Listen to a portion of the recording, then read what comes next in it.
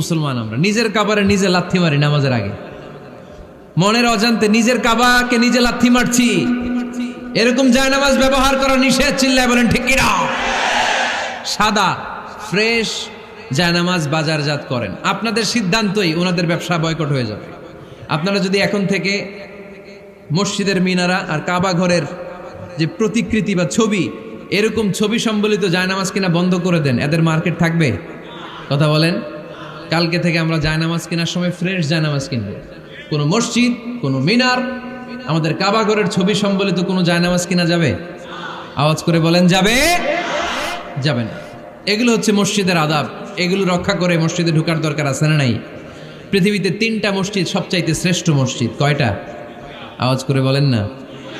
1 number মসজিদুল হারাম, ফাওয়াল্লু উজুহাকুম শাতরা, যেখানেই তোমরা নামাজ পড়ো না কেন মসজিদের হারামের দিকে হয়ে নামাজ পড়ো। কেবলা